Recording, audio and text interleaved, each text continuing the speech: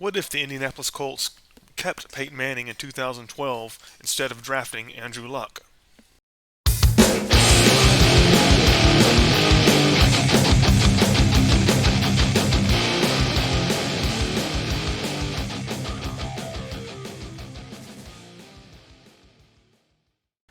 Peyton Manning dominated the 2012 offseason headlines as he was a free agent looking for a new team after a very successful stint with Indianapolis.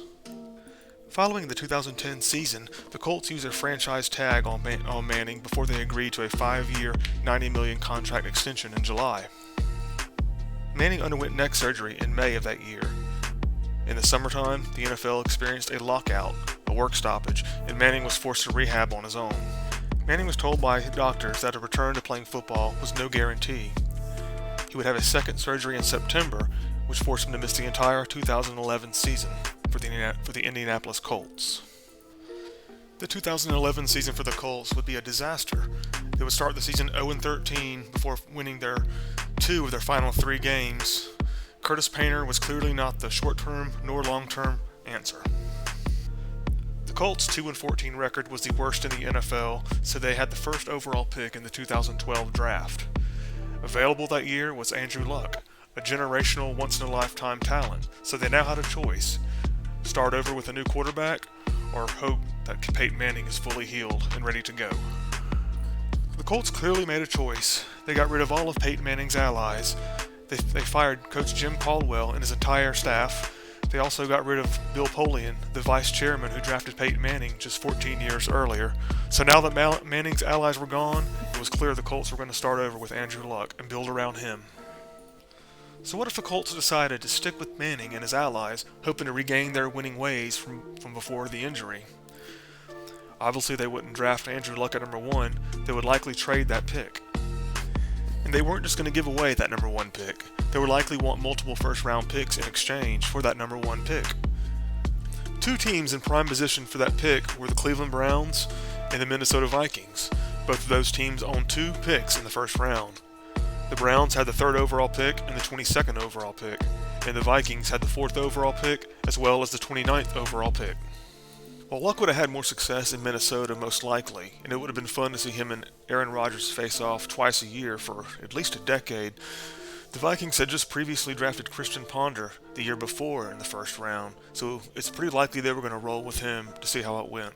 It didn't go well, obviously, but they didn't know that in 2012 at the time.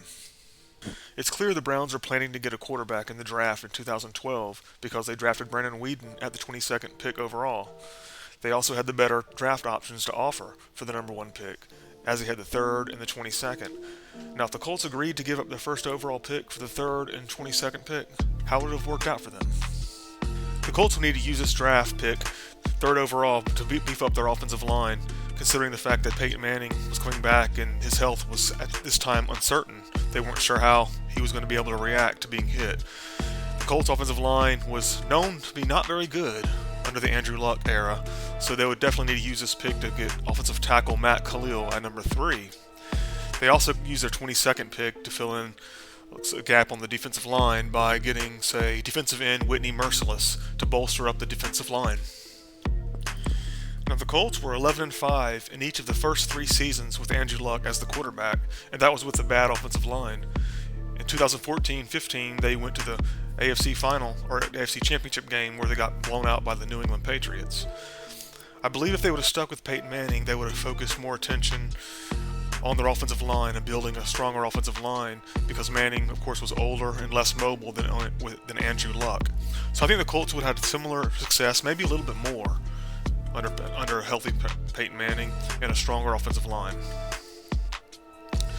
Manning won a Super Bowl in 2015 with the Denver Broncos, but that was due to an amazing defense led by Von Miller.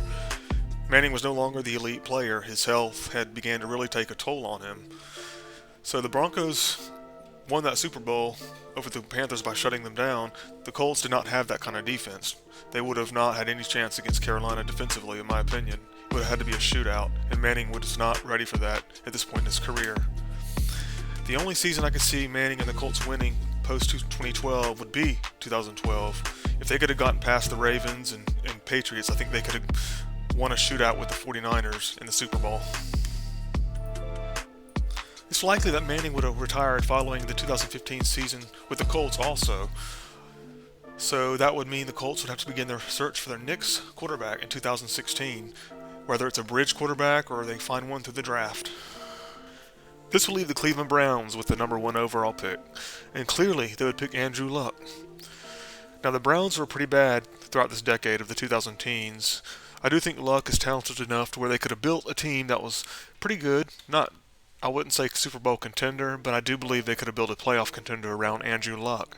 A different culture there. This also means they would never have drafted Trent Richardson. Of course, they wouldn't have drafted Brandon Weeden, nor Johnny Manziel, or even Baker Mayfield. Now to the Denver Broncos situation, where it's kind of interesting because they did not get Peyton Manning in this scenario.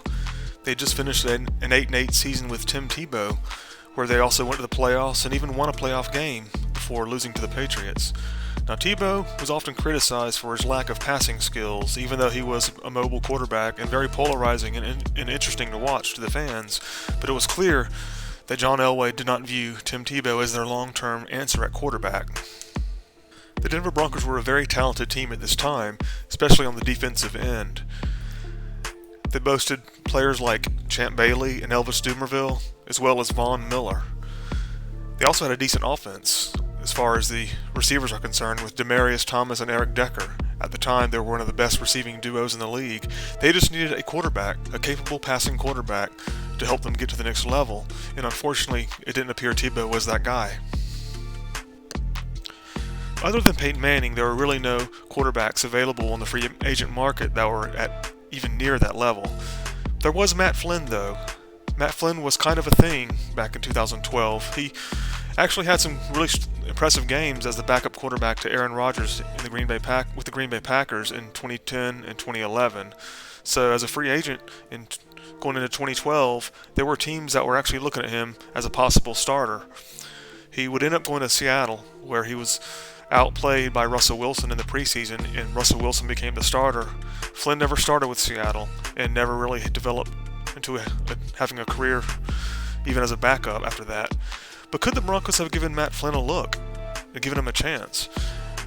They also drafted Brock Osweiler in the 2012 draft. Now, as far as these three quarterbacks are concerned, Osweiler probably would have been the better option based on how he played and back up to Peyton Manning at times as the starter for a significant period of time. But none of these three quarterbacks, Flynn, Tebow, or Osweiler, would have been able to get the Broncos to the Super Bowl despite the talent around them. So in this scenario, it looks like the Colts would be the short-term winners. As I mentioned, they probably would have a good shot at that 2012 Super Bowl.